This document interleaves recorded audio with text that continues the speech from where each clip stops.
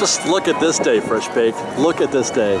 That is a beautiful, sunny, not too hot, not too cold day here in Southern California. It's perfect for a visit to Disneyland. Check that. We're going to DCA today. It's 2:30 in the afternoon. We're heading in because it's the 2-year anniversary of Cars Land, and I intend to spend a little time in there right now. So let's go find out what's happening at the 2-year anniversary of the opening of Cars Land and the new Buena Vista Street, for that matter. Let's go to DCA. Yeah, looking at this view right here, I can still remember pretty clearly my first impressions when I got here on a Friday evening. It's actually, the 2-year anniversary is tomorrow, the 15th, but it was a Friday when they opened up Buena Vista Street and Cars Land. And I got here on a Friday after work and just could not, I hadn't laid eyes on this part of the park in quite a while, almost 2 years I think it was. And it was all kind of wonderful. Everything had changed, you know, the facades and everything, all this stuff was different. This all was all DCA 1.0 and it looked horrendous before. And it just looked like they just relaunched the whole thing. And it was a pretty exciting time for me. Yeah, a suitcase and a dream, a suitcase and a dream, a suitcase and a dream, a suitcase and a dream. You and me, we got our ideas, people got theirs too. So pack up your suitcase and start your dreaming. The rest is up to you. It don't matter if you're rich or broke. It don't matter if you're giving up hope. All you need. That show right there was also part of the new Buena Vista Street. There was that show, the Five and Dimes, or Five and Dime, and the characters that walk around, the citizens of Buena Vista Street. Those guys are my favorite. Park opens up, right? I mean, I get here and everything is cranking and it's busy and whatnot. Actually, it's a little less busy than I thought coming to this point. Again, this little walkway right here was completely different to me. And then the whole world is revealed. The whole new world of Cars Land is revealed. And so it started with this. It started with hearing Mater cover the Maters Junkyard Jamboree, which we'll hopefully ride a little bit. It starts with that. That was the first thing that I noticed. And I noticed it because up till this time, the only experience we had with Cars Land was seeing, you know, the giant walls that covered everything right here. And hello, Cars Land. The giant walls that covered everything. And then even if you got a peek into Cars Land, let's say from the blue sky cellar right there, you could walk up there and you could kind of get a long view of what it looked down here on Route 66. And there was never any people there. And it was just quiet, and you couldn't really tell what the experience was going to be like. Being here for the first time that day, I almost cried, you guys. I really almost cried. Look at this. Guys, it's a walk on. We're going right now. I don't think I've ever seen a queue like this in the middle of the day. It's about 2:45 right now, and there's nobody in the queue. We might get on the next. We might board after these guys get off. There's hardly anybody there. Oh no, we got 2 more to go. That's right.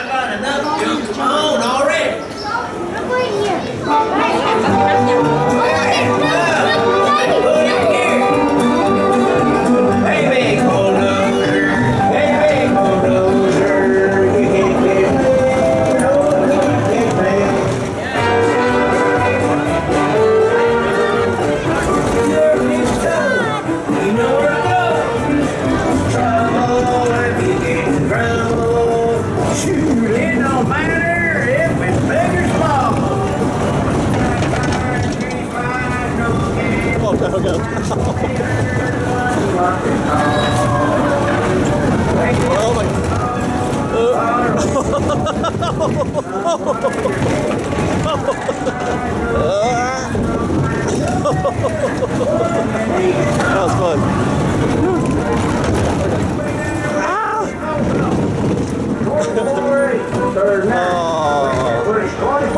Again, Mater, again.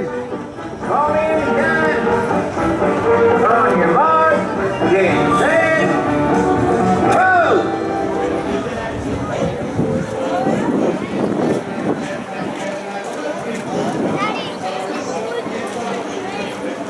I have yet to not have fun on that ride. I go, every time I go, I have fun every single time. That's a great ride. But now the bummer is, 2 years ago, I didn't get to ride anything. It was just way too crowded, and you know how I can't do lines. Maters was an hour, I believe, 2 years ago.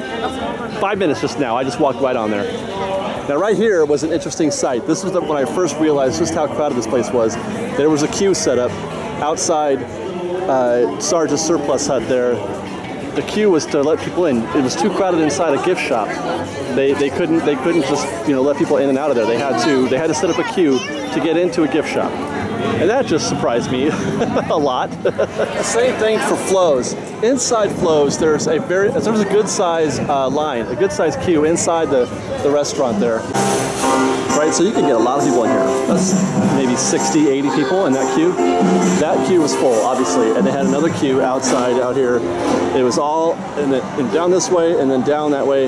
Another 100 or so people queuing up a queue to get inside another queue in order to get food that I particularly don't like much. But I didn't know that then. I was just, everywhere I turned, there was just surprises. And this is where I really blew my mind, is that everywhere you looked right here, coming down this part of Radiator Springs, people everywhere. There was people everywhere where you see a rope or a possible queue.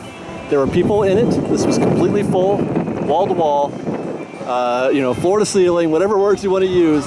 There was no available space, and the queue extended down this way, down the street here a little bit too. But having said that, it was gorgeous. Oh my God, it was so beautiful. I was getting here right around 6 or 6:30 or so. So it's late in the evening, and everything was just kind of partially lit up, which is beautiful at Disneyland when it's both dusk time and the lights are just coming on. It's super nice. And of course, when I got here, Radiator Springs was down.